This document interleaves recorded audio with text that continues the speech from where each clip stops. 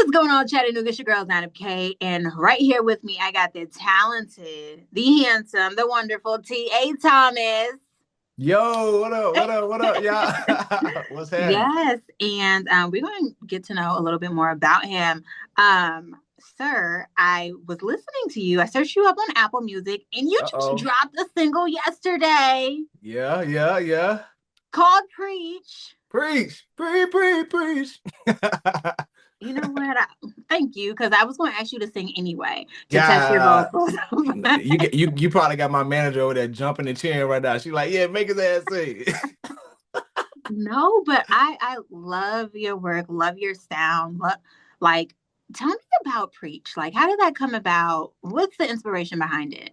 All right, so Preach is one of those records. Now I'm a Mississippi boy, so I'm from the South. So Mm-hmm. Preach is one of those records. When I first heard it, one of my A&Rs played it for me. He was like, "Yo, I want you to hear this record," and I'm a PK.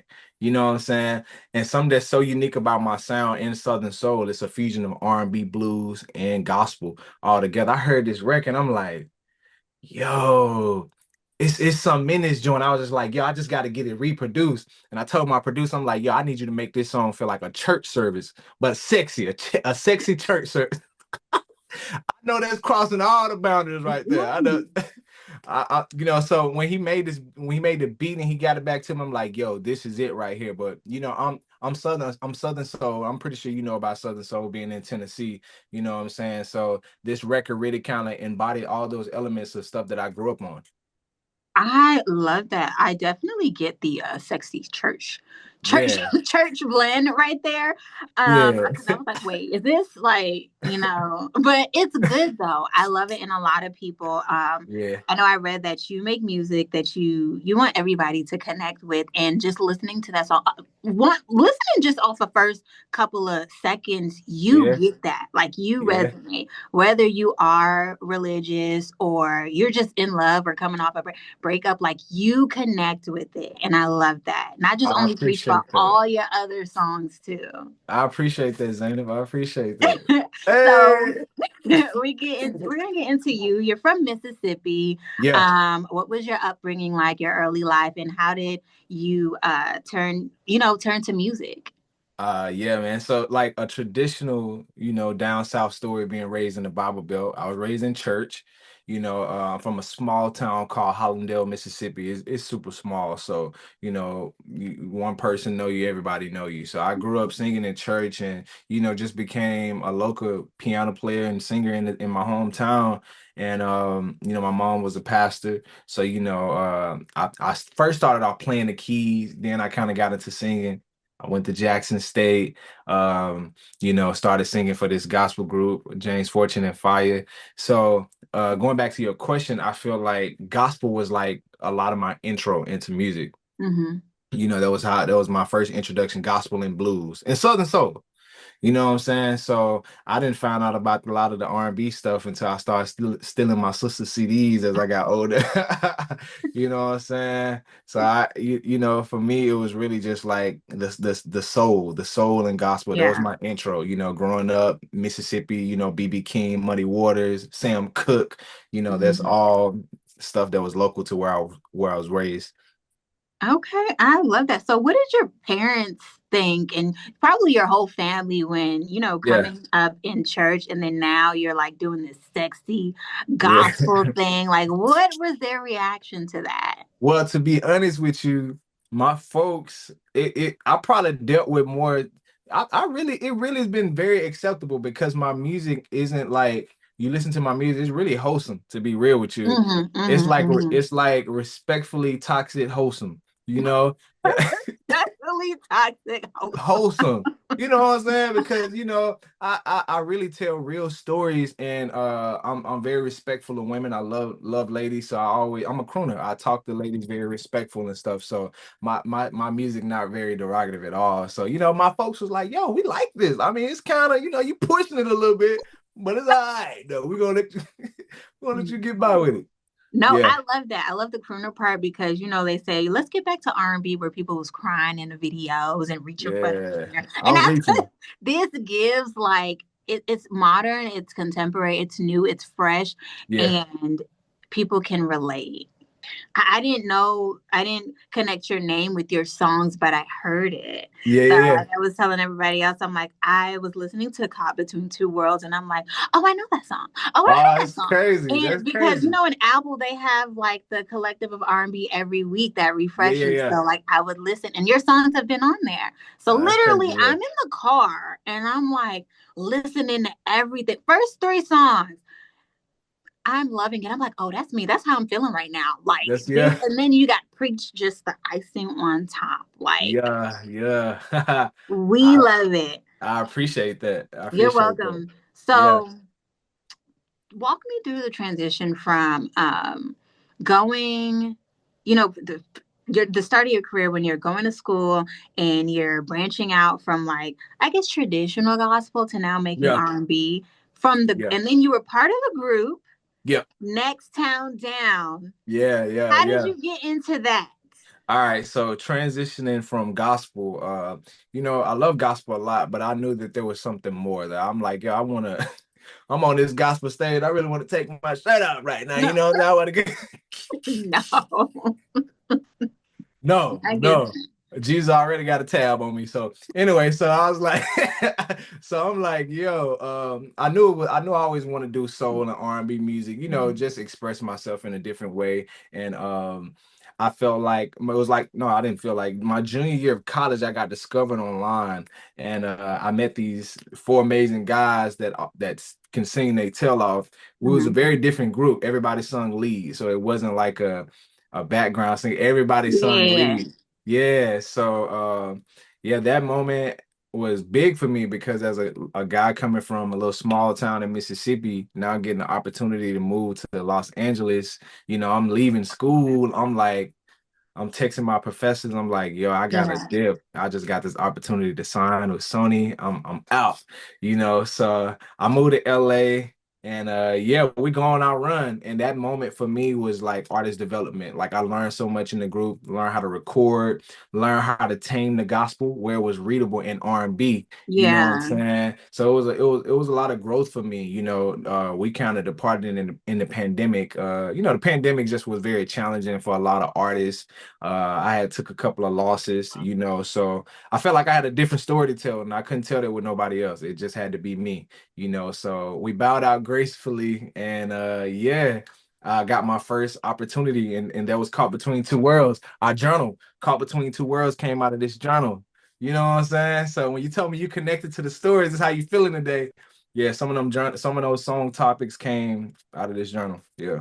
will you turn that into a book someday or something like that? Woo, man. I'm gonna have some people after me if I release this thing in a A little book. expose. I'm gonna have some folks after me if they see what I nah. I mean, I probably will. Now, a lot of my writing is really just it's not so much like dirty secrets or anything. It's really Yeah, just expressing how I feel in the moment. And I think just like through therapy and stuff, learning, to be vulnerable. It's not a popular thing, for men, of course. But I feel yeah, like learning how to be vulnerable, going to therapy, I've now learned how to turn that stuff into music, put melody to it. yeah. But Yeah. that in turn, just like you had to find a way to find your therapy and channel your pain or whatever you're feeling into passion, that also resonates with the listener on this end where your music can now be their therapy. Yeah, yeah, yeah, yeah, absolutely. Absolutely. And for me, I always tell people I'm a fan of music, so music does that for me. Mhm. Is that the kind of impact that you were hoping to get from your music overall? Absolutely. When I created Caught Between Two Worlds, I wanted ladies to be like, oh, so this is what guys be thinking. And I wanted males to be like, yo, I feel hurt. I feel like this is how I feel, but I can't Hmm. really say it. So that was the intentionality behind it. I look, you just put what I was feeling into words from listening to that, and I love that. Now, in the group, you Yeah. said everybody was lead. Yeah, everybody was Everybody lead. had Yeah. lead potential. Now, we are all familiar. Everybody can't be the Beyonce of the group, so Yeah. we just gonna say that's you right now. But like, I know that I know I'll that tell you had to this. be what. I'll tell you this. Okay, so we all sung lead, but our voice had a whole lot of difference. as it relates to tone and dynamics. Okay. So saying that, we had created a really amazing system because I'm like one of the ones that most of us came from church, but my voice was very strong, very powerful. I come from singing choir and stuff, so it was like I can't start the song off. The bridge was my part. I'm like, yo, just give me the bridge. One of my other homies Mhm. had the list. And I say, I'm like, you know what? You started off. We're gonna take them on a journey. So we kind of found where our voices fit in a record Yeah.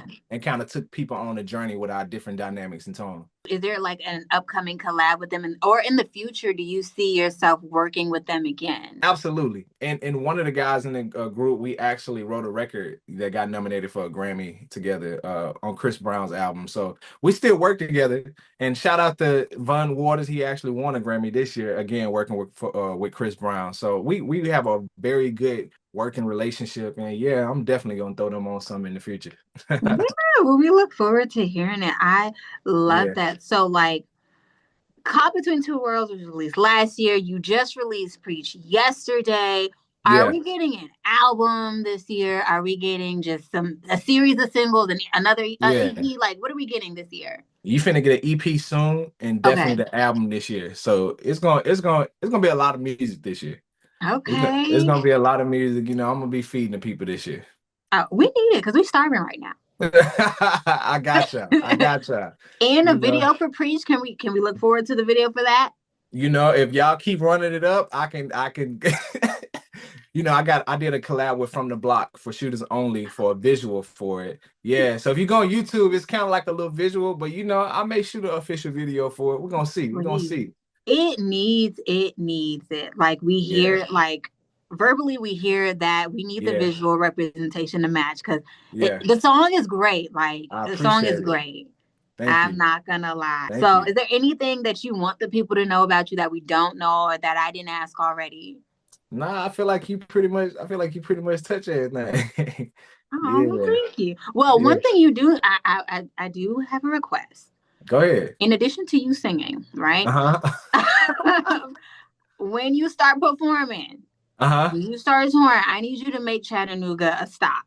Absolutely. Like I think I'm getting ready to buy a crib in Nashville, honestly. Yeah. Really? Yeah, I've been in LA for a long time, like 9 or 10 years. I went out to Nashville and it's closer to Mississippi home. I feel Mm-hmm, like, mm-hmm. yeah, Tennessee got my heart in the chokehold right now.